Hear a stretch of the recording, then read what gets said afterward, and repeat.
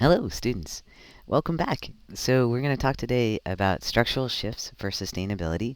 This lecture will be broken into two parts, and part one should be relatively short. However, part one will just, like last time, start with a poem. So, this poem is a lovely poem written by Nomi Stone, who is a poet who recently published, I think, her first book of poetry last year. This poem is entitled The Anthropocene. Nesting, the turtle seems to be crying even though she is simply secreting her salt. Her dozens bud limbs inside amniotic pillows as she leaves every egg in a cup of sand the size of her body, shaped like a tilting teardrop, and both cryings are mentioned by scientists. My niece Eve is startle-eyed when you feed her avocado and when you feed her sweet potato. She lives mouth first, but she would eat the sidewalk, the piano, the symmetrical petals of the Bradford pear if she could learn which parts of the world were made and how. And yesterday she put her mouth on the image of her own face in the mirror. Larkin says what will survive of us is love. But the scientists say that at the end of the day, the decay chain is lead and uranium, and after that, plastic. And the sea is aflame with waste caught in the moon's light. Here is the darking hour, and here the shore, as she droplets her eggs, bright as ping-pong balls, into the sand. She can't find the spot. The beach is salteened with lights, neoned with spectacular globes of light, a dozen moons instead of one moon, and still she lets them go. And 1 month later, tiny turtles hatch. They seem groggy, carrying their tiny houses of bone and cartilage to the ocean, scrambling toward the horizon alongside the Earth's magnetic field. Less than 1% of the hatchlings make it past. The seagulls, the crabs. So Noah, he spent a summer dashing them to the water. But my poem is not about the moment when a bird dove and bore into the underflesh and into Noah's memory. My poem is about how we are gathered around Eve in the kitchen as she eats a fruit she has never tried before, and each newness in the world stops the world's ending in its tracks. I really like that poem. It mentions a lot of really important things, including one of the topics of today's lecture, which is how the ways that we deal with waste are inadequate and leading to environmental degradation of many habitats around the world, most importantly, the ocean. So as we begin to think about sustainability, we really need to be thinking about solutions that transform the space in which we are operating. And you learned today, hopefully before class and watching the video, about transformative solutions as solutions that are game-changing solutions. The goal of a transformative solution should be better, not just more. We don't want to get better and better at playing the wrong game. We need help thinking outside the box. And that is what a transformative solution does. It helps us think outside the box.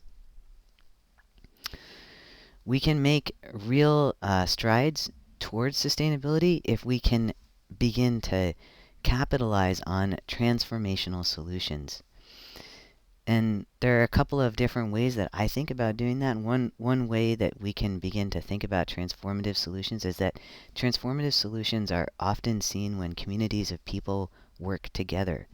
It's very rare that transformative solutions come from top-down sources. They're often coming from bottom-up sources, from groups of people putting their heads together to solve big problems.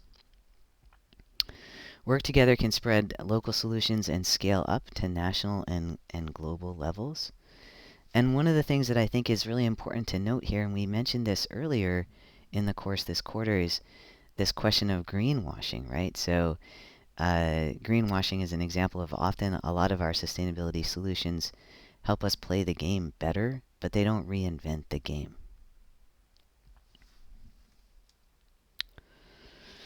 Some examples of transformative solution is something like the share economy, right?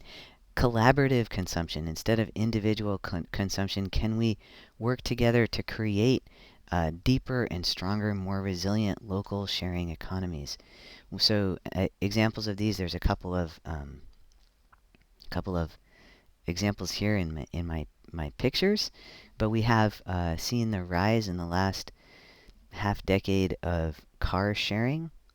We've seen bike sharing all around Seattle now. You can get involved in bike sharing programs. Seattle has several examples of tool libraries. The Northeast Seattle Tool Library is I think one of the ones that I'm most familiar with, but there are tool libraries all throughout the city, and these are places that so you don't all have to own, a industrial size Sawzall, right? You could go to the tool library and borrow a Sawzall to do whatever project it is that you're going to be doing this weekend in your house renovation, right? Another great example of the share economy, one that's old and well established in the United States, is the library itself. You don't have to buy that book. You can get it through the library.